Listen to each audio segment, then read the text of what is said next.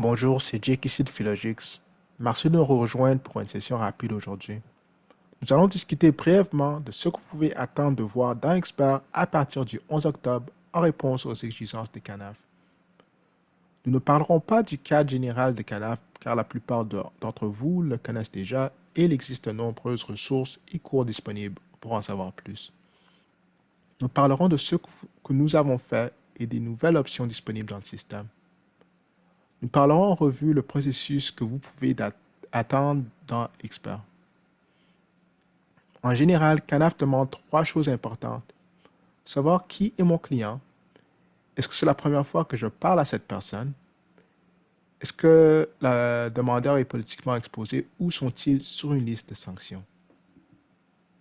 Je veux savoir si le demandeur est faible, moyen ou risque élevé et enregistrer cela afin qu'au niveau du courtage hypothécaire, vous puissiez générer des rapports et obtenir les données de toutes les transactions à risque élevé, politiquement exposées ou suspectes qui nécessitent une action.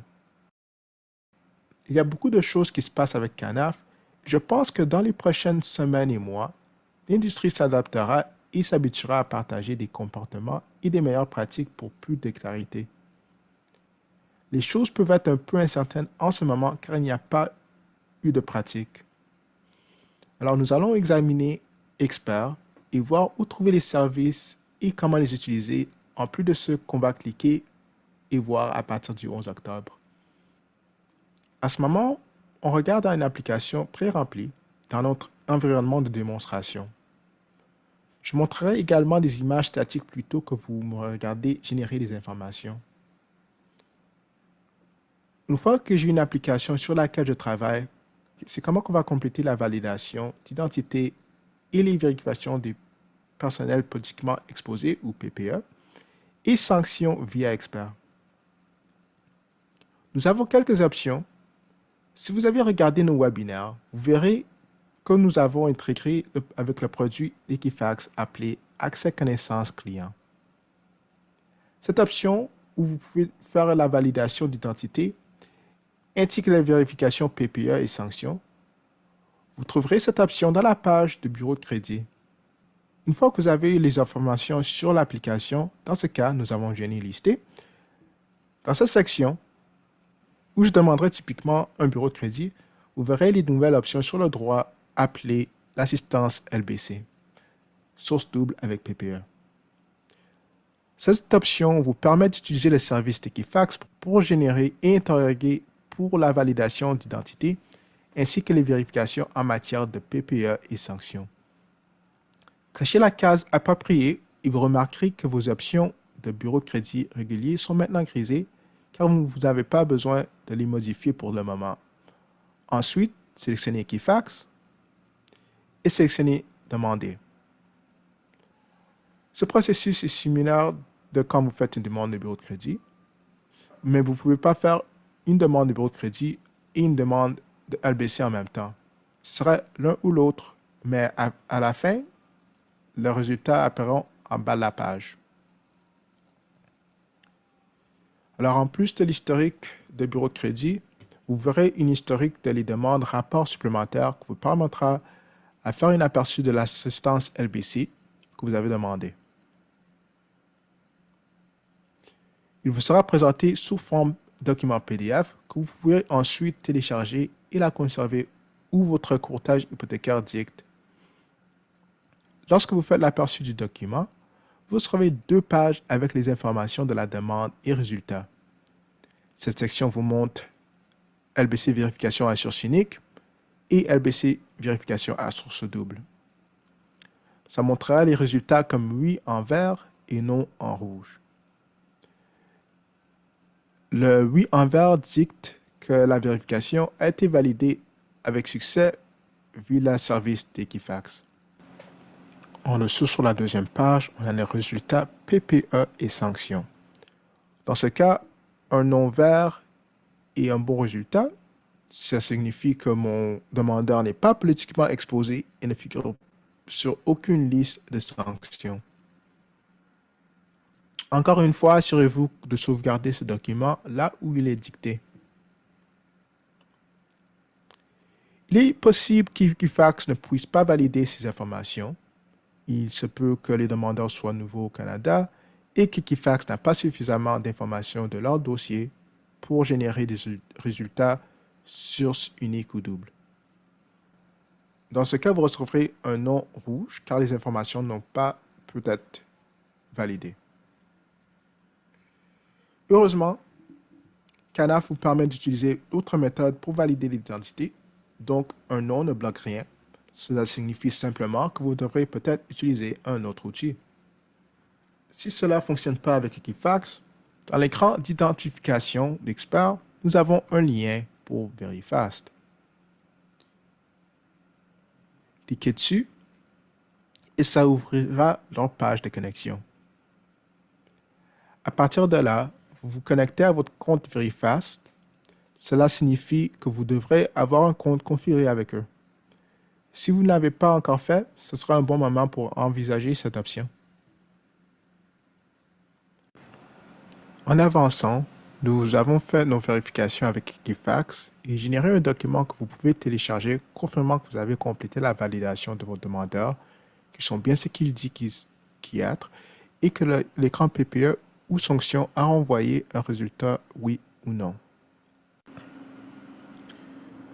Nous nous attendons à ce que la plupart des gens puissent identifier qui sont leurs clients et qu'ils ne soient pas politiquement exposés ou sur une liste de sanctions, donc vous pouvez trouver que c'est des cas rares. Quoi qu'il soit, vous utilisez cette information pour poursuivre le reste de la transaction.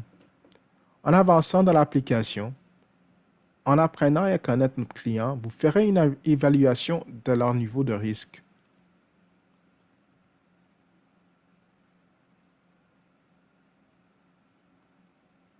Cela peut maintenant être trouvé dans la section des détails de la demande hypothécaire sous la section de classification hypothécaire.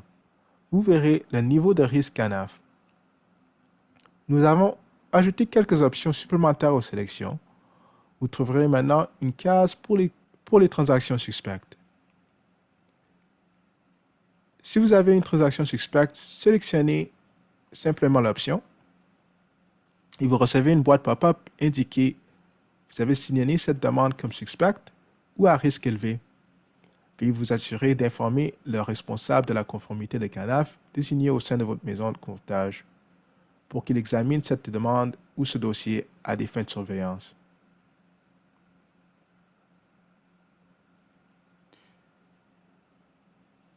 Une fois que vous avez signalé la transaction, votre responsable de la conformité évaluera la raison et pourra générer un rapport de transaction suspecte à CANAF.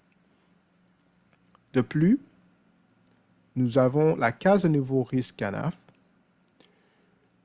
Une fois que vous avez décidé du niveau de cette application faible, moyen ou élevé, faites le choix approprié. Nous ne dicterons pas comment cette décision est prise, quelle soit la méthode que vous utilisez, assurez-vous de cocher la case appropriée. Avant de soumettre à un prêteur, il y aura une validation qui vérifiera qu'une sélection a été faite. Une fois que vous avez fait l'évaluation des risques, assurez-vous de l'indiquer afin que quand vous arrivez dans la page de soumission, vous ne voyez pas cette validation apparaître. Alors, donc, on a fait la validation, mes vérifications PPE et sanctions. J'ai reçu mon PDF. Je l'ai téléchargé. Mon évaluation de risque a été faite. J'ai assuré qu'il ne s'agisse pas d'une personne, j'ai assuré qu'il ne s'agisse pas d'une transaction suspecte et indiqué le niveau de risque. Si vous êtes un utilisateur au niveau du courtier, vous voudrez peut-être obtenir une liste de ces transactions. Dans Expert, vous pouvez générer un rapport statistique de l'entreprise pour obtenir les informations. Sélectionnez vos critères préférés et exécutez le rapport.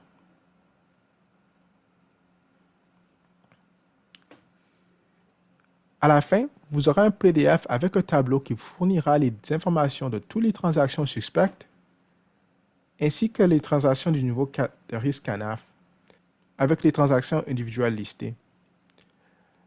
Le rapport peut être exécuté à tout moment. À partir de là, nous avons montré le travail nécessaire pour compléter la validation du demandeur avec la solution d'Equifax ou Verifast. Nous avons suggéré que vous vous familiarisez avec l'endroit où télécharger et garder l'information et que vous complétez votre évaluation de risque et indiquez s'il s'agit d'une transaction suspecte. À partir de là, nous avons montré le travail nécessaire pour compléter la validation du demandeur avec la solution Equifax ou Verifast. Nous avons suggéré que vous vous familiarisez avec l'endroit où télécharger ou garder les informations que vous complétez et que vous complétez votre évaluation de risque et indiquez s'il s'agit d'une transaction suspecte.